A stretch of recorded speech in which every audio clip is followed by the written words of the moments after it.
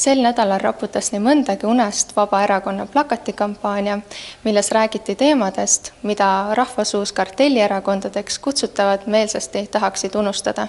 Sellest kõigest räägime Vabaerakonna esimehe Artur Talvikuga. Meedias käib võimas Reformierakonna kampaania, kus esitatakse uut pakendit ja plakatinägu Kaja Kallast. Kas uus pakend tähendab ka uut sisu? No, Kaja on väga tore naisterahvas, aga kahetsusväärselt siin Riigikogus olles on näha, kuidas Reformierakonna sisemine võimuvõitlus on viinud selleni, et vanad tegelased nagu Valgekampsuni mees Michal ja õlva peal sosistav härra Nilsson ehk Rain Rosimannus on kenasti tagasi saanud ja nii-öelda Kallaste klann ehk siis Siim Kallas on nendega suure toreda kokkuleppe teinud ja see on nagu väga mage, et see nii-öelda jõhkram Reformierakond on tagasi ja see Reformierakond, kes tegelikult ka tahtis puhastuda, ehk Hanno Pevkuri juhitud Reformierakond on kaotajaks jäänud ja see on kurb. See on kurb ka Kaja Kallase suhtes, sellepärast, et suure tõenäosusega saab temast olema ainult fassaad ja seda show'd või nukuteatrit juhib siis ikkagi nii-öelda kardinatagune seltskond. Rääkides veel kord pakenditest ja sisust, siis Vabaerakond tegi tavatu plakatikampaania, milles ei näidata Reformierakonna plakatinägu, uut plakatinägu, vaid hoopis sisu. Miks te teete seda? No, meil on palju öeldud, et me ei ole pildis, me pole nähtavad, aga tegelikkuses on Vabaerakond kõige usinam töömesilane siin Riigikoguski. Meil on väike fraktsioon, aga me teeme väga palju ja kahetsusväärselt vähe sellest jõuab rahvani. Nende mõlema asja puhul, nii PBK puhul ja PBK süüdistuste puhul Keskerakonna suunas ja Veebfondi puhul siis Reformierakonna suunas või nende suunas, kes selle Veebfondiga kunagi sahkerdasid ja on siiamaani ikkagi veel poliitikas. Nende kahe asjaga meie fraktsioon on tegelenud pikalt. Mina ise olen Veebfondi eelnõu algataja juba septembrikuust, osalenud mitmetel aruteludel. Nüüd on asi nii kaugel, et mais tuleb siis olulise tähtsusega riikliku küsimuse arutelu Veebfond mai keskel. Keskerakond on pidevalt silma paistnud reklaamikampaaniate ja propaganda tegemisega linnarahva raha eest. Nüüd aga külvatakse linnarahva raha telekanalisse Per või Baltiski kanal. Artur Talvik, millega siis täpsemalt tegu on?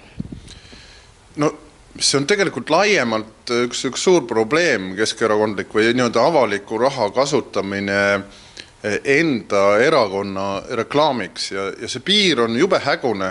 Sellega on erakondade rahastamise järelevalvekomisjon hästi palju tegelenud.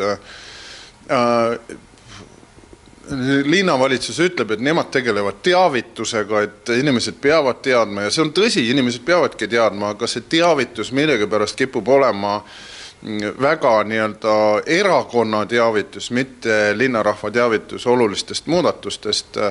Erakondlikud rekvisiidid on seal alati nii-öelda kaasatud. Ja nüüd siis selle PBK puhul on see mindud veel sügavamale, et see PBK on Kremli-meelne kanal, et on aru saamatu, miks nad maksumaksja raha sinna Kremli-meelsesse kanalisse siis veel topivad. Nad küll seletavad, et justkui selle kaudu nad kontrollivad vähemalt osaliselt PBK programmi, aga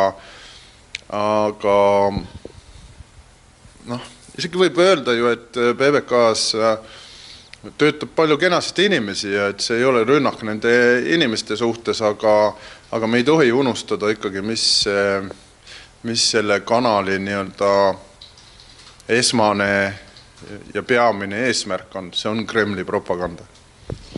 Kas PBK puhul on peale sõnade ka midagi konkreetset plaanis teha selles osas?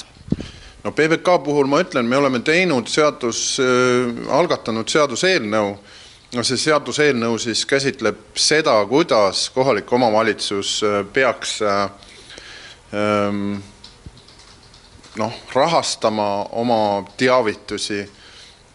Seda vahet on väga raske teha, mis asi on teavitus, mis asi on reklaam, kas üks kanal on Eesti vaenulik või ei ole Eesti vaenulik, kus see piir jookseb, aga põhimõtteliselt ainuke asi, mida teha saabki kontrollida seda raha kasutamist või piirata seda raha kasutamist või täpsustada seda raha kasutamist, mis teavituse peale läheb.